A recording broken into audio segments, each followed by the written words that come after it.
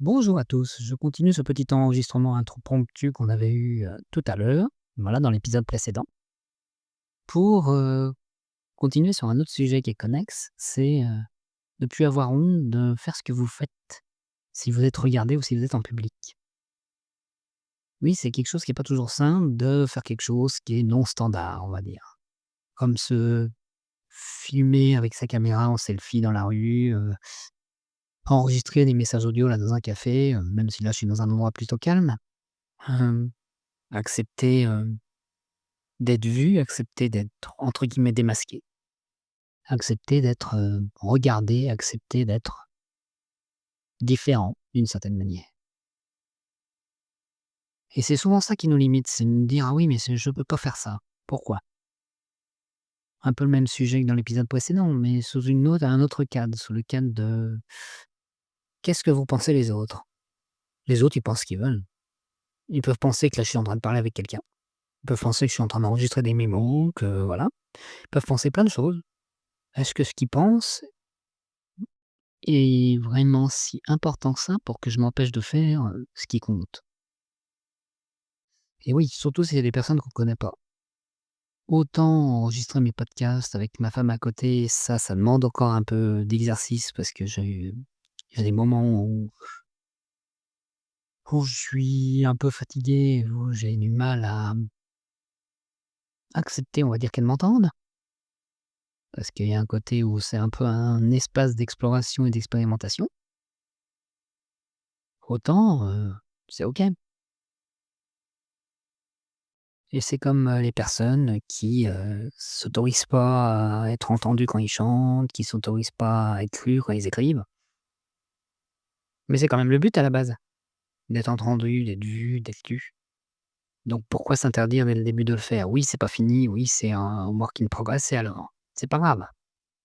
Si c'est un work in progress, c'est OK. Voilà. Qu'est-ce que j'avais d'autre à vous dire? Que tout ça, c'est des fois dans votre tête. Franchement, les gens, ils vont peut-être, noter: «Ah tiens, il y a ça». Mais est-ce qu'ils vont s'en rappeler dans des jours? Peu probable, sauf s'ils vous connaissent. Mais encore s'ils vous connaissent, ils prendront ça pour une de vos spécificités et peut-être qu'il y en a certains qui vont dire: «Ah ouais, il ose faire ça, même en étant gardé. Pourquoi pas?» Je suis encore un peu reparti dans mon mode de conseil, mais c'est un peu, je suis plutôt parti un peu sur moi, qu'est-ce que j'ai besoin d'entendre? Ce qui me paraît plus juste et ce qui est plus confortable pour moi. Moi, ce que j'ai besoin d'entendre dans cette situation-là, c'est, est-ce que vraiment ça vaut le coup de t'interdire de faire ce qui compte pour toi et ce qui te permettra, d'avancer vers ce que tu veux, sous prétexte que, entre guillemets, avec des gros guillemets, ça peut déranger les autres. Déranger, surprendre, interloquer, voilà. Vous mettez ce que vous voulez derrière. Ça vaut pas tant le coup que ça, mais ça pour moi, ça demande, d'accepter, d'être différent, d'être vu, d'être spécial, d'être particulier, d'être bizarre. Voilà. J'ai été dans une famille où, tout ce qui n'était pas, compris était bizarre. Tout ce qui faisait pas partie, du fonctionnement de la famille était bizarre. Donc oui, j'ai été un peu éduqué en mode, fais ce qui est dans les codes et faire des choses hors code, c'est quelque chose, qui me ressemble, mais qui me demande un peu d'effort. Et là, c'est encore un exercice pour ça. Voilà. Et donc pour vous, posez-vous la question de qu'est-ce qui dans le regard des autres, quelle histoire vous racontez en lien avec le regard des autres? Quelle histoire, vous racontez pour vous empêcher de faire quelque chose alors que vous pourriez potentiellement être vu? Qu'est-ce qui vous empêche de faire ce qui vous plaît quand quelqu'un est dans l'environnement? Peut être une question intéressante.